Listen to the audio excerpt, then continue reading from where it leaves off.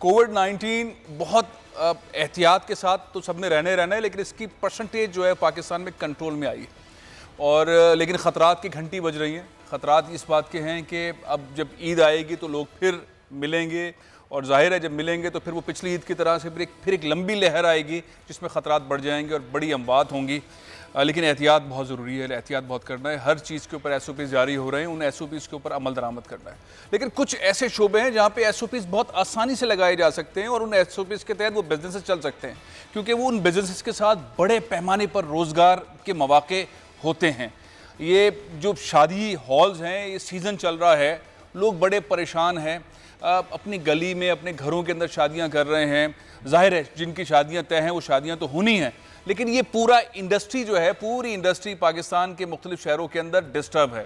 कराची में तकरीबन 800 से ज़्यादा शादी हॉल्स हैं, पूरे पाकिस्तान में 13,000 से ज़्यादा शादी हॉल्स हैं। बार बार SOPs बनती हैं, फैसला होने वाला होता है और फिर हुकूमत फैसला करती है नहीं हो सकता, शादी हाल नहीं खुलेंगे, जबकि स्पेस बहुत ज़्यादा है, टेबल्स डिस्टेंस पे हो सकती है, खाना भी डिस्टेंस हो सकता है, कोई बड़ी रॉकेट साइंस नहीं है। लंदन के अंदर रेस्टोरेंट्स खुल गए हैं, हर तरह की आसानी हो गई है। मेरे साथ ख्वाजा तारिक साहब बैठे हैं, जनरल सेक्रेटरी हैं शादी हॉल्स एसोसिएशन के। ख्वाजा साहब, हुकूमत के साथ राब्ता, हुकूमत से बातचीत, आखिर किस जगह पे आके बॉल अटक गई है कि शादी हॉल नहीं खुल रहे हैं? बिस्मिल्लाहिर्रहमानिर्रहीम। सर, हमारी प्रोविंशियल गवर्नमेंट जो कोविड कमेटी है उसके मेंबर्स से इंडिविजुअली भी और एक हमारी कलेक्टिव मीटिंग भी हो चुकी है कमिश्नर ऑफिस के अंदर। रिसेंटली भी हमारी 3 दिन पहले भी मीटिंग हुई है जिसमें नासिर हुसैन शाह साहब मौजूद थे। नासिर हुसैन शाह साहब ने हमको यकीन दिलाया है कि जी हम इसको देख रहे हैं, जो इस इंडस्ट्री के साथ जो दिहाड़ीदार तबका है जो फाका कशी का शिकार है। बड़ी प्यारी बातें करते हैं नासिर शाह, करी तो बहुत अच्छी बात है। बताएं, वो ये कहते हैं नासिर शाह, बैरिस्टर वहाब इतनी जबरदस्त बातें करते हैं, और चैंपियन हमारे मुराद अली शाह साहब जीत लेते हैं दिल। बिल्कुल सही कह रहे हैं। देखिए, उन्होंने हमको यकीन दहानी कराई है कि आपके SOPs भी बने हुए हैं। इट ऑल डिपेंड्स के NCOC मीटिंग के अंदर जहाँ फेडरल और प्रोविंस से मिल करके बैठना है, वहाँ पे इसके लिए क्या होता है। आपने क्या तजवीज़ दी? जाहिर है अब उन्होंने अगर बात कर दी कि वफाक फैसला करे, सूबे ने फैसला कर लिया, खुद आपकी बात उन्होंने मान ली, अच्छी बात है। वफाक में बॉल कहाँ जाके अटकती है? क्यों ऐसा फैसला नहीं हो रहा? जबकि ये आसान सी बात है, इसमें दुश्वारी वाला नहीं। अगर आप तय करते हैं शादी हॉल में इस साइज के शादी हॉल में इतने लोग आ सकते हैं, इस डिस्टेंस पे बैठेंगे, खाना इस तरह से खाया जाएगा, तो बहुत सुकून से चीज़ें हो सकती हैं। फैसल, द पॉइंट इज़, चाहे वो फेडरल गवर्नमेंट हो या वो प्रोविंशियल गवर्नमेंट हो, हमने इन दोनों से बात की है अलग अलग, क्योंकि ज़ाहिर है हमें कोई ऐसा फोरम नहीं मिला जहाँ पे हम कलेक्टिवली इनके सामने बैठ कर के बात करें और ग्रीवेंसेस सामने आए। इन्होंने अभी भी कहा आपके SOPs तैयार हैं, हमें कोई इशू नहीं है। हमने कहा कि देखें, हम स्टेक होल्डर्स हैं, हम एग्जीक्यूटर्स हैं, आपको कोई इशू है तो हमें इशू हाईलाइट करें ताकि हम उसका कोई सोल्यूशन बताएं। वो आपने बात कर ली, कमिश्नर साहब से हो गए, ब्यूरोक्रेट से हो गए, CM से हो गए, मिनिस्टर से हो गई। इस इंडस्ट्री के साथ कौन कौन सी इंडस्ट्रीज कनेक्टेड हैं? जब हम बात करते हैं शादी हॉल की, इकोनॉमी की जी और रोजगार की जी, तो कौन कौन से लोग इससे कनेक्टेड हैं जो इस वक्त डिस्टर्ब हो रहे हैं? सर, इस वक्त चाहे आप शहर की बात करें या पूरे मुल्क की बात करें, हम करते हैं at least 50% industries of this country are connected with this marriage hall industry. 50% industries की बात कर रहा हूँ। नासिर शाह साहब ने, मैं आपको बताऊँ, इस मीटिंग के अंदर इंडोर्स की हमारी बात। उन्होंने कहा अगर प्राइम मिनिस्टर साहब से मुझे मौका मिला तो मैं ये बात उठाऊंगा कि this industry is as important as construction industry. जैसे आपने कंस्ट्रक्शन इंडस्ट्री को एक इंडस्ट्री का दर्जा दिया है, उसके लिए आपने SOPs तैयार किए, पैकेजेस तैयार किए, सब कुछ किया है। कहने लगे मुझे अगर मौका मिलेगा तो मैं उनको बताया ना, समझाएं तो सही कैसे। सर देखें, इसके अंदर कैटरिंग है, ब्रेवरेज की इंडस्ट्री है, कपड़ों की है। देखें, कपड़ों में भी कई तरह के आते हैं। एक नॉर्मल कपड़े जो आप पहनते हैं शादी ब्याह के हिसाब से वो भी बनते हैं, ब्राइडल वेयर भी बनता है, फिर आपके कॉस्मेटिक्स है। शादियां हो रही हो तो नहीं सर, शादियां उस पैमाने पे नहीं हो रही हैं। शादियां हो रही हैं, बहुत कम हो रही हैं। और आप यकीन माने, जितने शादी हॉल ओनर्स हैं उनके पास फ़ोन आ रहे हैं, लोग परेशान हैं। वो कह रहे हैं कि भाई हम इस तरह छुपा करके हम शादियां नहीं कर सकते।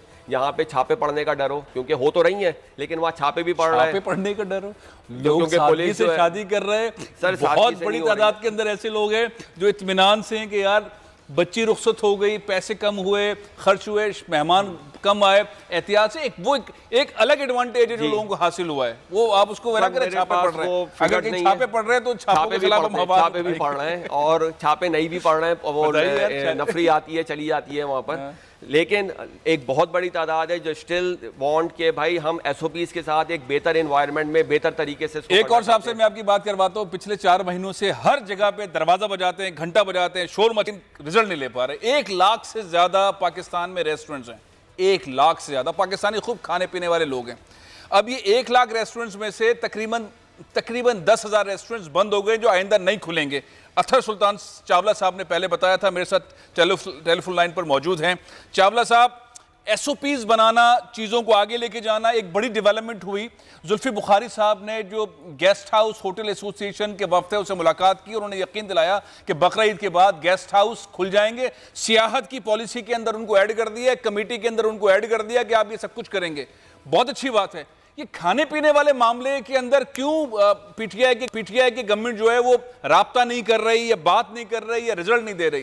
क्या सूरत हाल है चावला साहब?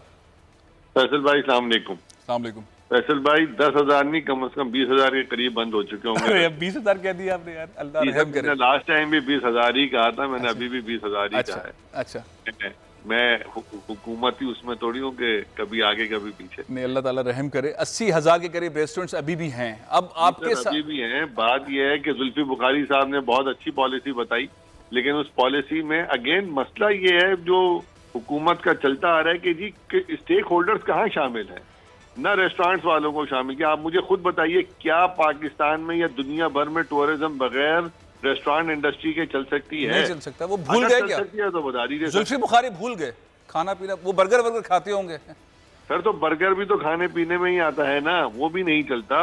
अब मसला ये आ रहा है कि हर दफा एक आ जाती है नई चीज कि जी खोल दिया जाएगा। हम सिर्फ एक डिमांड कर रहे हैं, सिर्फ एक डिमांड। मैंने मिनिस्टर इंडस्ट्री से भी एक ही बात की थी कि आप हमें एक दफा बता दीजिए कि हम आपको 15 जुलाई को खोलेंगे। नहीं जी, 15 अगस्त डेट दे दें, डेट दे दें, एक डेट दे दें। मतलब इतना तो नहीं है ना। अब तो माशाल्लाह कोरोना कहाँ से 6,500 डेथ वो आ रहे थे केसेस, अब जो है अल्हम्दुलिल्लाह 2,000 से नीचे पे चले गए हैं, कंटिन्यूस नीचे जा रहे हैं। एक डेट दे दें ताकि प्लान हो जाए और कम से कम खोलने की तैयारी हो जाए। नहीं तो आप यकीन मानिए कि 20-22 लाख अफराद लोग इसमें काम करते थे सर, अब 1 मिलियन भी काम नहीं कर रहे हैं इस इंडस्ट्री में। 1 मिलियन से ज्यादा तो घर पे बैठ चुके हैं।